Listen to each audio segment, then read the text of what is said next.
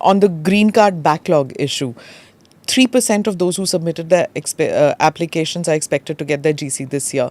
The backlog is 34.7 million, and that's mostly Indians who are on the backlog. Can you give me a little clarity on what is the wait list like and when is it going to happen? I believe in some cases it's more than a century's wait. Right, it is. No, part of this is a legislative problem that Congress will have to address on whether it's the number of legal immigrants, the number of green cards, or the number of people who can become citizens. There's just limits on that. Like any country, I'm sure there's limits here too. And that is frustrating for Indians, I think, because there's so many Indians who want to come to America. And that's a great part of our news, by the way. Second only to Mexicans, were Indian visas last year. The biggest number of students, double the second biggest. Last year, over 245,000 student visas came from India. Number one in adoptions, number one in all these categories that show, 1.4 billion people, a lot of them would love to come to America. And so it's a good problem to have.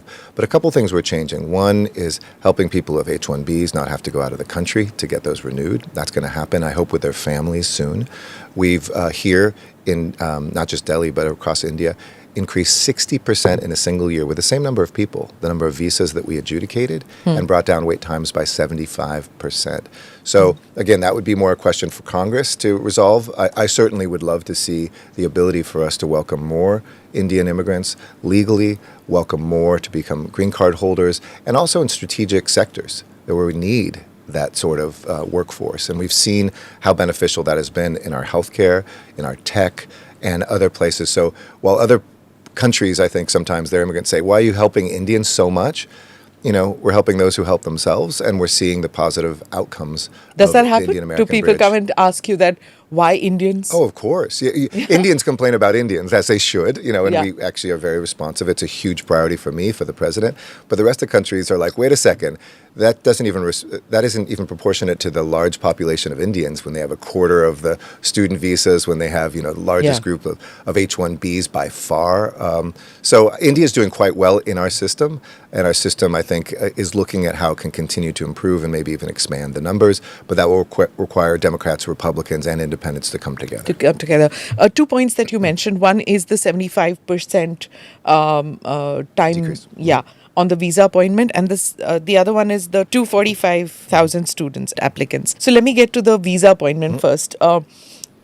250 days wait, despite the 75% time limit reduced. So how will you streamline this? Well, the 250 is still a long wait. It is, and too high for me. The president said, Eric, I want you to bring down visa wait times in India.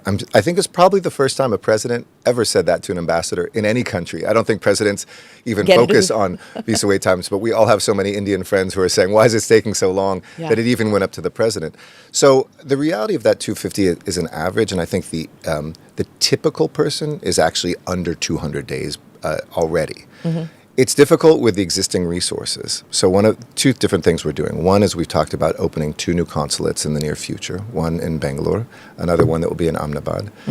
2, we're working with the Ministry of External Affairs to put more bodies in India, and they've been very responsive and helpful. For instance, we opened up in Hyderabad, the newest, most expensive, most beautiful consulate anywhere in the world for the U.S. But it was only, the counters were only 1/3 filled because we didn't have enough people approved by the Indian government to come work here. And then we have to, of course, hire them.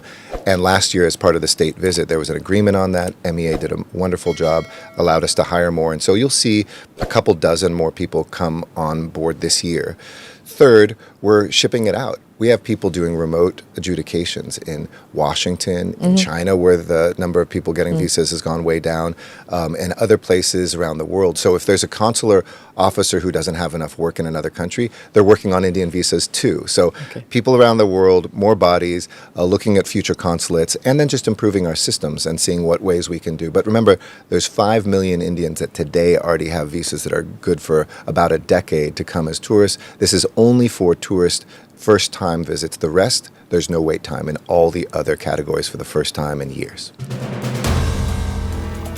If you like the video, do like, comment, share and subscribe.